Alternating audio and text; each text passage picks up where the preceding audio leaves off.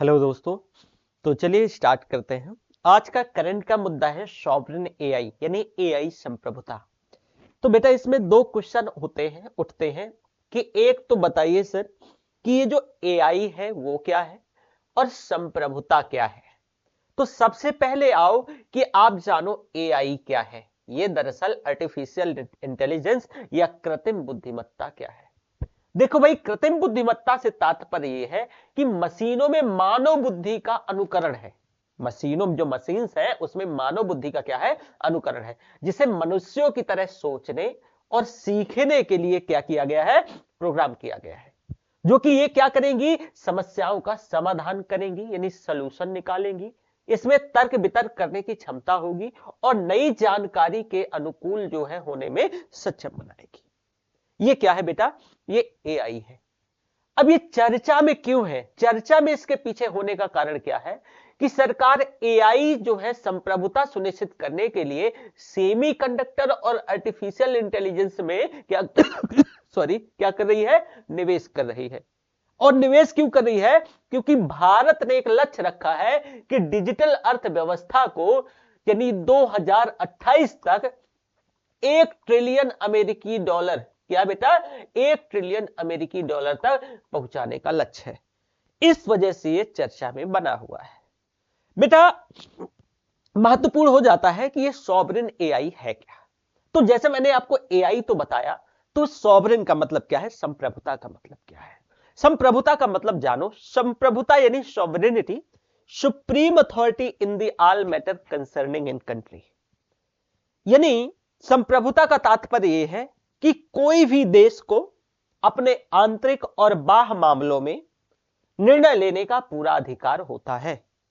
कोई भी बाहरी एलिमेंट उसको परेशान यानी जो है इंटरफियर नहीं कर सकता, परेशान नहीं कर सकता उसके निर्णय लेने के मामलों में। तो इसको संप्रभुता कहते हैं। तो यहां यह है मुद्दा कि एआई संप्रभुता क्या है सर। तो एआई संप्रभुता का मतलब क्या है, तो यहां एआई संप्रभुता का मतलब यह है कि भाई किसी राष्ट्र की अपनी जो अवसंरचना यानी इंफ्रास्ट्रक्चर, डेटा यानी कार्यबल और व्यवसायिक नेटवर्क का उपयोग करके कृत्रिम बुद्धिमत्ता यानी एआई उत्पन्न करने की क्षमता से है। मतलब कि भाई जो राष्ट्रों ने अपनी अर्थव्यवस्था को आगे बढ़ाने के लिए अपने स्वयं के डेटा को कंट्रोल करने, परिवहन, संचार और वाणिज्य, साथ में मनोरंजन, स्वास्थ्य सेवा जैसे प्रौद्योगिकी के अवसरों का लाभ उठाने के लिए घरेलू बुनियादी ढांचे में लंबे समय से निवेश कर रहे हैं या किया है।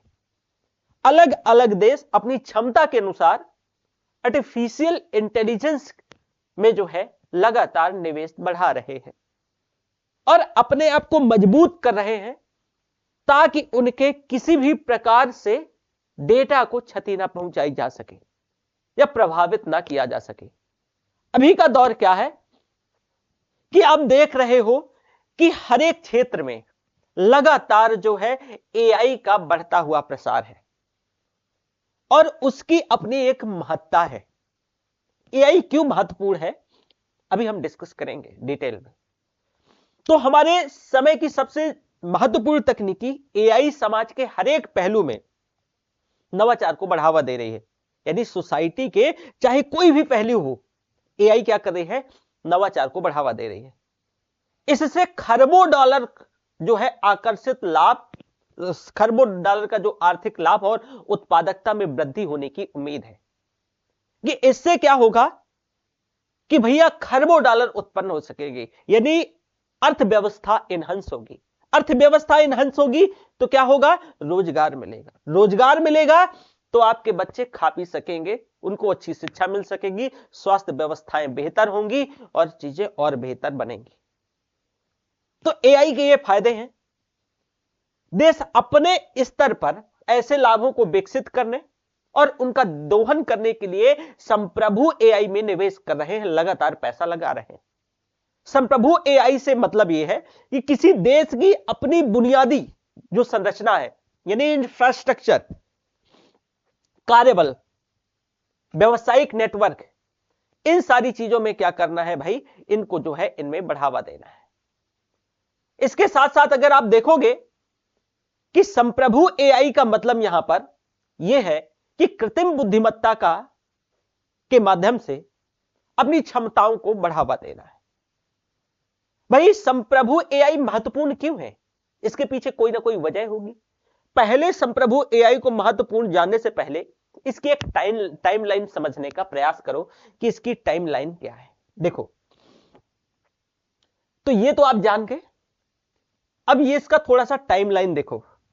आप यहां पर देख रहे हैं कि एआई टाइमलाइन कुछ ऐसी है कि 1950 का दशक है और इस पहले दशक में जो है ट्यूरिंग टेस्ट का प्रस्ताव आता है। पहला एआई प्रोग्राम विकसित किया गया कब? 1950 के दशक में। इसके बाद बच्चा डार्टमाउथ कॉन्फ्रेंस ने कृत्रिम बुद्धिमत्ता को मान्यता दी कब? 1956 में। इसके बाद 1960 के दशक में आपको एलिजा चैटबॉक्स का निर्माण हुआ और यह प्रारंभिक न्यूरल नेटवर्क था। दूसरा 1996 में बेटा डीप ब्लू एक शतरंज खेलने वाला प्रोग्राम है, जो चेस प्लेइंग प्रोग्राम है, जो डेवलप किया जाता है। इसके बाद deep learning breakthrough in image recognition होता है। इसमें से आप देखोगे जनरेटिव जो है एडवर्सियल नेटवर्क का प्रस्ताव 2014 में आता है। धीरे धीरे लगातार एनहांसमेंट होता शुरू होता है। इसके बाद 2020 में GPT-3 के द्वारा जो है उत्पन्न भाषा का निर्माण का प्रदर्शन होता है। इसके बाद आप देखोगे कि 2022 आ जाता है और इसमें चैट जीपीटी लॉन्च होता है, जो कि ये संवादात्मक एआई को क्या करेगा कि आम लोगों तक पहुंचाएगा। इसके बाद 2023 जनरेटिव एआई इसका बूम और ये टेक कंपनियों ने एआई मॉडल के जो है एआई के प्रमुख अलग अलग मॉडल जारी किए। तो ये एआई का क्या है, आप एक टाइमलाइन देखोगे कि इसका ऐसे विकास होना शुरू होता है। आज हम कहां पर खड़े हैं, अभी मैं आपको थोड़ा सा ये जेमिनी और इन सारी चीजों के बारे में डिस्कस करूंगा। इसके साथ साथ देखो एआई की प्रमुख अलग अलग जो टेक्नोलॉजी है, deep learning, neural network, computer vision, machine learning, cognitive computing और नेचुरल लैंग्वेज प्रोसेस, ये सभी एआई की अलग अलग टेक्नोलॉजी है। भाई एआई का महत्व क्या है, एआई क्यों महत्वपूर्ण है, उसके पीछे कोई तो वजह होगी। ऐसे तो है नहीं हम इतना ज्यादा निवेश कर रहे हैं, इतना फोकस कर रहे हैं। तो एआई के महत्ता को समझो। देखो बेटा, जनरेटिव एआई के उदय के बाद राष्ट्रों के लिए जो है संप्रभु एआई क्षमताओं में निवेश करने की जो क्षमता है, जो वैश्विक अनिवार्यता है, वो लगातार बढ़ रही है, जो कि बाजारों का नया रूप दे रही है। इससे जो है शासन व्यवस्था, अगर आप देखेंगे जो शासन मॉडल है, तो उसमें भी जो है एनहांसमेंट होगा। नए उद्योग प्रेरित हो रहे हैं, नए उद्योग पनप रहे हैं। साथ में गेमिंग से लेकर के बायो फार्मा तक उसकी तस्वीर बदल रही है। उसमें नई नई टेक्नोलॉजी का प्रयोग करके उसमें जो है लगातार उसका एनहांसमेंट किया जा रहा है, उसकी गुणवत्ता में सुधार किया जा रहा है। साथ में सॉवरेन एआई जो है भौतिक और डेटा दोनों तरह के बुनियादी ढांचे इसमें से शामिल होते हैं। और इसके बाद वाले जो सॉवरेन फाउंडेशन मॉडल इसमें आप ये देखोगे कि इसमें से जैसे भाषा मॉडल है, इसमें से स्थानीय टीमों के द्वारा जो डेवलप किया जा रहा है, इसमें जो अलग अलग जो लुप्त होती हुई बोलियां हैं, जो अलग अलग संस्कृति है, प्रथाएं हैं, उसको जो है इंक्लूसिव जो है बढ़ावा दिया जा रहा है। उनके डेटा को जो है संरक्षित किया जा रहा है, उस डेटा के माध्यम से लोगों को प्रशिक्षित किया जा रहा है। इसमें से एआई का ये रोल है। जैसे उदाहरण के लिए कि स्पीच एआई मॉडल, ये स्पीच एआई मॉडल क्या है कि भाई स्वदेशी भाषाओं को संरक्षित और बढ़ावा देने, पुनर्जीवित करने में क्या करेगा, मदद करेगा। फॉर एग्जाम्पल, बस एक सिंपल सा एग्जाम्पल, जैसे आप देखोगे स्वास्थ्य सेवाओं में एआई के आर्टिफिशियल इंटेलिजेंस के माध्यम से जो व्यक्तिगत चिकित्सा है उसमें मदद मिलेगी, स्वास्थ्य सेवाओं में मदद मिलेगी। इससे क्या होगा, इससे आप देखोगे कि गुणवत्ता जो है क्या होगी, बढ़ जाएगी और जो कॉस्ट है वो कम हो जाएगी। तो लोगों की एक्सेसिबिलिटी, जो पहुंच है वो ज्यादा हो सकेगी, जो हर एक व्यक्ति तक स्वास्थ्य सेवाएं हो सकेगी। वित्त, तो इससे क्या होगा कि अभी आप जैसे सीए वगैरह या कुछ आप कहीं जाते हैं तो एक बहुत उसमें मतलब मैनुअल करना पड़ता है। एआई के आने के बाद जो एल्गोरिदम है उसके एक डेटा लगाया जाएगा और सारी चीजें एक बार में हो जाएंगी। इसमें एल्गोरिदम ट्रेडिंग भी होगी। अब जैसे कि कई बार मार्केट अप डाउन होता है तो मैनुअल हम करते हैं तो कई बार हमें जो है नुकसान हो जाता है, जल्दी जल्दी हम चीजें नहीं कर पाते। जब एल्गोरिदम ट्रेडिंग होगी तो आपने बटन दबाया और उधर जो है अगर बाय करना है या सेल करना है, काम हो गया। तो इससे ये फायदा होगा। दूसरा कि भाई परिवहन यानी ऑटोनॉमस व्हीकल्स आप आजकल देख रहे हैं कि इसके चलते लगातार जो है अब ड्राइवर की आपको आवश्यकता नहीं होगी। और दूसरी सबसे बड़ी बात कि एआई के चलते एक एक्यूरेसी और जो जो उसके यानी रोड के से संबंधित जो नियम कानून थे उनको प्रॉपर फॉलो किया जाएगा। इसमें एक्सीडेंट्स जैसी समस्याएं जो है कम हो जाएंगी। तो एक ये भी होगा। एक जो हमारा संसाधन है, मानव संसाधन, कई बार जो है एक्सीडेंट के चलते आप देखोगे कि बहुत मानव संसाधन हमारे क्या हो जाते हैं, बर्बाद हो जाते हैं, खत्म हो जाते हैं। अगर एआई ऑटोनॉमस जो है व्हीकल्स के चलते आप देखोगे कि अगर जो है जो आपका गाड़ी अगर ऑटोनॉमस चल रहा है तो सारी चीजों को फॉलो, हालांकि इसकी ऐसा नहीं कि इसकी चुनौतियां नहीं है, फुल प्रूफ है, ऐसा बिल्कुल भी नहीं है, चुनौतियां हैं, लेकिन हाँ मैनुअल से कुछ ज्यादा ये बेहतर हो जाएगा।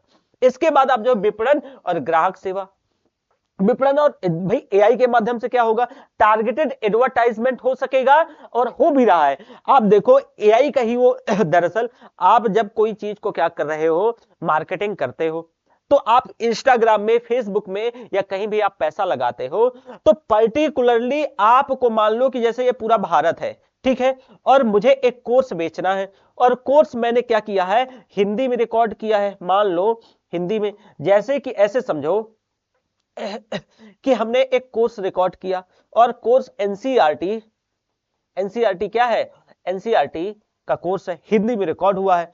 अब मैं चाहता हूं कि भाई हिंदी में साउथ इंडिया की जो पब्लिक तो पढ़ेगी नहीं, यहाँ के स्टूडेंट तो पढ़ेंगे नहीं, तो मुझे टारगेट करना है कि उत्तर भारत जो हिंदी भाषी राज्य हैं उनको टारगेट करना है और उन्हीं को मात्र क्या करना है कि उन्हीं के फोन पे मेरा जो एड मैं चलाऊं तो उन्हीं के फोन पे दिखे। तो ये क्या है, ये टारगेटेड एडवर्टाइजिंग चैट बॉक्स के माध्यम से हो पाता है। क्यों, क्योंकि मात्र जो है जब हम इंस्टा पे या फेसबुक पे या यूट्यूब पर क्या लगाएंगे, एक एड लगाएंगे तो उसमें आएगा पर्टिकुलरली कि हम इस जो है क्षेत्र की जनता को टारगेट कर रहे हैं। ये किसका उदाहरण है, ये आपका जो उदाहरण है ये दरअसल टारगेटेड एडवर्टाइजिंग चैट बॉक्स का उदाहरण है। शिक्षा, भाई इसके माध्यम से जो डूबती हुई जो अब बहुत सारी ऐसी लैंग्वेजेस हैं जो उनके बोलने वाले बहुत कम है, वल्नरेबल हो गई हैं, तो उनको संरक्षित किया जा सकेगा और एआई के माध्यम से संरक्षित करने के साथ साथ उसका प्रसार भी हो सकेगा। ठीक है। कृषि, भाई एआई के माध्यम से वैसे जैसे कि कृषि को लेकर के कि लोग मैनुअल नहीं समझ पाते हैं, लेकिन इससे फसल निगरानी और ड्रोन के माध्यम से कौन सी फसल कटने को रेडी है, कौन सी फसल में किस चीज की जरूरत है, किसमें खाद की जरूरत है, किसमें पानी की जरूरत है, ये सारी चीजें ऊपर से हो सकेगी। साइबर सुरक्षा, भाई साइबर सुरक्षा एक सबसे बड़ा मामला है आजकल। आप देखो कि भाई अगर मान लो कि भारत कितना ज्यादा यूपीआई को लेकर आज हम कितना ज्यादा, मतलब दुनिया का सबसे बड़ा देश है जो ऑनलाइन यानी फंड ट्रांसफर को लेकर के सबसे बड़ा नेटवर्क है। अब आप ही बताओ कि अगर नेटवर्क वो क्रैश हो जाए, कोई पर हम पर जो है साइबर अटैक हो जाए, तो साइबर अटैक इस खतरे का पता कैसे चलेगा, एआई के माध्यम से। एआई बेहतर डेवलप होगी तो हमारा साइबर अटैक बेहतर हो सकेगा। साथ में ऊर्जा यानी स्मार्ट ग्रिड प्रबंधन, खपत पूर्वानुमान। इसका मतलब क्या है, इसका बेटा मतलब ये है कि जो है हमें कितनी ऊर्जा और कहां ज्यादा जरूरत है, कहां इसकी खपत है, कहां क्या करना होगा, इससे ये पता चलेगा। तो ये क्या है, इसके अनुप्रयोग। इसके अनुप्रयोगों में आप ये कह सकते हो कि चूंकि देखो कृत्रिम बुद्धिमत्ता और त्वरित कंप्यूटिंग, जलवायु परिवर्तन से निपटने, ऊर्जा दक्षता को बढ़ावा देने, साइबर सुरक्षा खतरों से सुरक्षा के लिए तेजी से महत्वपूर्ण उपकरण बनाए जा रहे हैं एआई के माध्यम से। इसीलिए संप्रभु एआई को प्रत्येक राष्ट्र को अपने जो है स्थिरता प्रयासों को मजबूत करने के लिए सुसज्जित करने में जो है अपनी महत्वपूर्ण भूमिका निभानी है। तो ये क्या है, एआई के क्या है अनुप्रयोग है। इसकी बेटा कुछ चिंताएं हैं। देखो हर एक चीज के दो पहलू है, हमेशा ध्यान रखिएगा कि अगर किसी का पॉजिटिव साइड है तो पॉसिबिलिटी ये है कि उसका नेगेटिव साइड भी होगा। तो अगर इसके ये अनुप्रयोग है, इसके फायदे हैं, तो कुछ इसकी चिंताएं भी होंगी। चिंताएं क्या है, डीप फेक और गलत सूचनाएं। एआई के माध्यम से आपने देखा होगा कि पिछले साल एक बड़ा मुद्दा है डीप फेक। पता ही नहीं चल रहा है कि भाई ओरिजिनल है कि नहीं, एकदम डीप फेक ऐसा बनाया जा रहा है। एल्गोरिदम बायस, कि आपने करना कुछ और है, इसमें कुछ फॉल्ट हुआ, एल्गोरिदम बायसनेस हो गया। ऑटोमेशन जॉब डिस्प्लेसमेंट, अब सोचो कि रोबोट आया या ऑटोमेशन के चलते, जैसे कि मैंने अभी एक उदाहरण दिया था कि आपका व्हीकल्स ऑटोमेशन का, अब अगर आपकी गाड़ी में ड्राइवर, ऑटोमेशन जो है जॉब डिस्प्लेसमेंट, जॉब डिस्प्लेसमेंट का मतलब यहां पर क्या है कि नौकरियां चली जाएंगी। भाई आपने अपनी गाड़ी में जो है ऑटोमेशन व्हीकल्स है, उसमें ड्राइवर की जरूरत नहीं है, तो एक ड्राइवर की जॉब गई कि नहीं गई। अब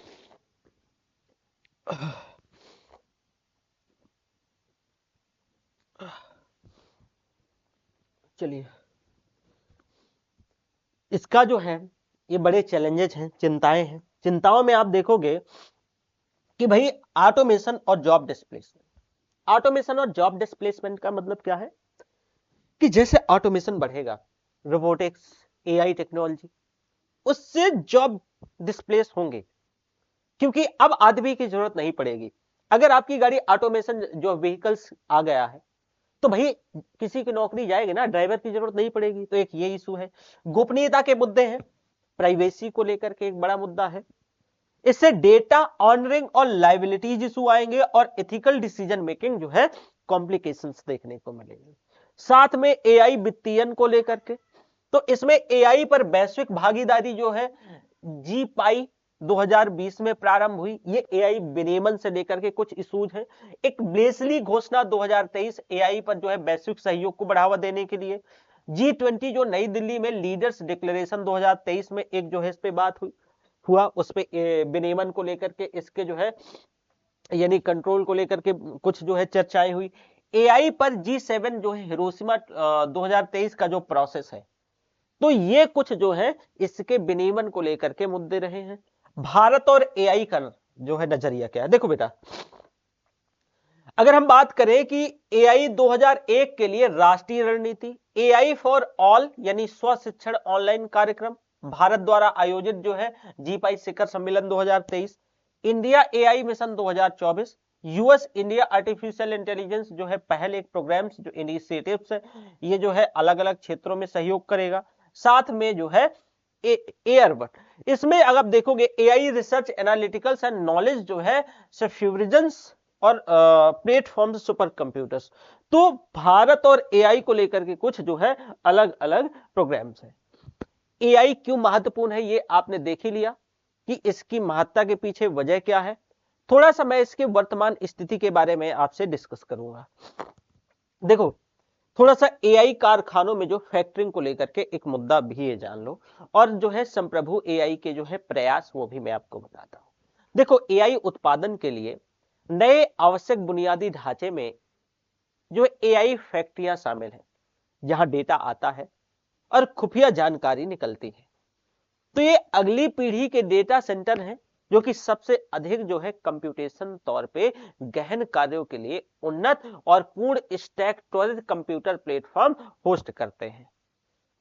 तो देश विभिन्न मॉडल के माध्यम से घरेलू कंप्यूटिंग क्षमता का निर्माण कर रहा है, और कुछ देश जो है सरकारी स्वामित्व वाली दूरसंचार प्रदाताओं और उपयोगिता के साथ मिलकर के संप्रभु एआई जो है जो क्लाउड खरीद रहे हैं।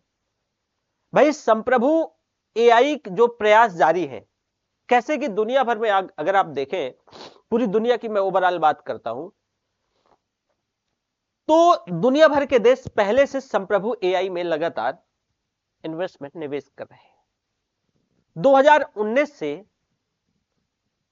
एनवीडिया की एआई नेशंस पहल ने दुनिया के हर एक क्षेत्र में फैले देशों को पारिस्थितिकी तंत्र सक्षमता और कार्यबल विकास सहित जो संप्रभु एआई क्षमताओं को निर्माण करने में मदद की है।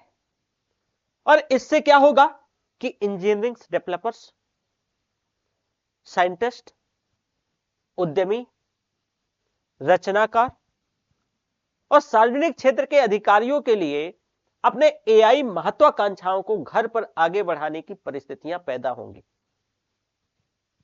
घर पर यानी जो है मतलब अपने देश में फ्रांस स्थित स्केलवे, जैसे जापान में एनवीडिया, तो फ्रांस में स्केलवे, तो अलग अलग देश जो है इस पे उसकी कंपनियां निवेश कर रही हैं। हमारा भी जो है इसमें से अलग अलग जो है, जैसे टाटा ग्रुप से रिलायंस ग्रुप जो है इसमें कुछ निवेश करने की बात कर रहे हैं। तो अलग अलग इन्वेस्टमेंट है। मैं थोड़ा सा आपको इसमें जो है ये देख लो, एआई का विकास और वर्तमान स्थिति क्या है कि 2018 में 340 मिलियन पैरामीटर्स मॉडल को बड़ा मॉडल माना जाता था, और वर्तमान में जो है बड़े मॉडल्स कुछ ऐसे हैं। चैट जीपीटी पे जो है 1.1 ट्रिलियन पैरामीटर्स, जेमिनी पे 1.5 ट्रिलियन पैरामीटर्स, और डीप सीक चाइना का जो है इसमें 240 बिलियन पैरामीटर्स। अब ये पैरामीटर्स जो है ये एआई मॉडल के भीतर ऐसे जो आंतरिक चर होते हैं जिन्हें प्रदर्शन सुधारने के लिए प्रशिक्षण के दौरान क्या है, समायोजित किया जाता है। तो आप ये देखो कि चैट जीपीटी के अंतर्गत 1.8 ट्रिलियन पैरामीटर्स है, इसके साथ जेमिनी के पास 1.5 जो है ट्रिलियन पैरामीटर्स है, और डीप सीक के पास 240 बिलियन पैरामीटर्स है। तो ये एआई क्या कर रहे हैं कि एक ऐसे आंतरिक चर है जो कि ये लगातार इसकी परफॉर्मेंस को एनहांस कर रहे हैं, बढ़ा रहे हैं। भारत की स्थिति और उसके प्रयास क्या है, भारत इसमें क्या कर रहा है? तो हमारी एआई संरचना में तो जैसे एक टाटा समूह और रिलायंस भारत के लिए एआई और संरचना यानी एआई इंफ्रास्ट्रक्चर और बृहद भाषा मॉडल जिसको एलएलएम जो है कहते हैं, इसको विकसित कर रहे हैं। कौन कौन? टाटा ग्रुप और रिलायंस ग्रुप। भारत के जो प्रयास है, सरकार ने इंडिया एआई मिशन के तहत 1.2 बिलियन अमेरिकी डॉलर आवंटित किए हैं। सरकार ने भी इसके लिए कितना पैसा, 1.2 बिलियन, तो सरकार का ये सहयोग है। और हजारों चिप्स वाले एआई सुपर कंप्यूटर्स का विकास इस परियोजना का भी हिस्सा है। दूसरा, हमारी रणनीतिक स्वायत्तता। तो भारत एआई विकास में आत्मनिर्भरता की दिशा में कार्य कर रहा है। वैश्विक सहयोग क्या है कि वैश्विक एआई कॉम्पैक्ट के तहत सुझाव दिया गया कि सभी देशों को एआई संसाधनों और टेक्नोलॉजी तक क्या करना है, समान पहुंच हो। ठीक है, महत्व तो ऑलरेडी मैंने आपसे डिस्कस कर ही लिए हैं कि भाई इसके क्या क्या महत्व होंगे, चाहे वो आर्थिक प्रौद्योगिकी हो या वैश्विक प्रतिस्पर्धा हो या राष्ट्रीय सुरक्षा का मसला हो। थोड़ा सा ये आप देखो एक बार, अलग अलग जो ग्लोबल सुपर कंप्यूटिंग जो इनिशिएटिव्स हैं, तो इसमें जापान का एनवीडिया, इसमें नेचुरल डिजास्टर रिजिलिएंट और क्लाइमेट रिजिलिएंट के लिए काम हो रहा है। ये यूएई का है भाई फॉल्कन, इनमें जनरेटिव एआई मॉडल है। साथ में फ्रांस का स्केलवे जो कि मैंने आपको बताया था, और इटली का आपका फास्टवेव है। ये इटालियन लैंग्वेज एलएलएम पर जो है बेस्ड है। मैं इसके बारे में थोड़ा सा और आपसे डिस्कस कर लेता हूं। देखो, फ्रांस का स्केलवे जो एक कंपनी है इलियाड ग्रुप की, ये सहायक कंपनी है, यूरोप का ये सबसे शक्तिशाली cloud native AI super computing बना रही है। ये एनवीडिया डीजीएक्स सुपर पॉड में 127 डीजीएक्स और इसमें से 1000 सिस्टम शामिल है। इसके साथ स्विस सरकार के बहुमत वाले जो स्वामित्व वाले स्विस कॉम समूह के हाल ही में उसने घोषणा करी है कि उसकी इतालवी सहायक कंपनियां जो है, जो फास्ट वेब जो कि मैंने आपको बताया, ये इटली का पहला और सबसे शक्तिशाली जो है एनवीडिया डीजीएक्स है। तो अलग अलग भारत सरकार का मैंने ऑलरेडी बताया ही कि जो है वो कैसे कार्य कर रही है। तो भारत सरकार ने कार्यबल विकास, साथ में सस्टेनेबल कंप्यूटिंग, घरेलू कंप्यूटिंग क्षमता में निजी क्षेत्र में निवेश, इसको बढ़ावा देने के लिए संप्रभु एआई पहलों में भी घोषणा की है। जैसे कि मैंने बताया कि भाई टाटा ग्रुप, तो टाटा ग्रुप और Nvidia GHS 200 grace hopper super power संचालित कर एक बड़ा पैमाने पर एआई संरचना का निर्माण हो रहा है। रिलायंस इंडस्ट्री भी जनरेटिव एआई पर काम कर रही है। तो अलग अलग चीजें हो रही हैं। साथ में आपको मैं ये भी बता दूं कि एक फाउंडेशन जो है एआई पे, जनरेटिव एआई पे बना रही है, जिसमें से एलएलएम विकसित करेगी। और ये जो एलएलएम है, ये दुनिया के सबसे अधिक आबादी वाला देश है हमारा, तो उस पर जो है ये अलग अलग जो भाषाओं को जो एलएलएम है ये क्या करेगा, प्रशिक्षित करेगा। एनवीडिया जो है स्थानीय शोधकर्ता डेवलपर समूहों का समर्थन करके विस्तार करेगा और भारत के जो है शीर्ष विश्वविद्यालयों के साथ भी जो है ये काम करेगा। तो एआई के ये सारे फायदे हैं, ये भी ध्यान रखिएगा।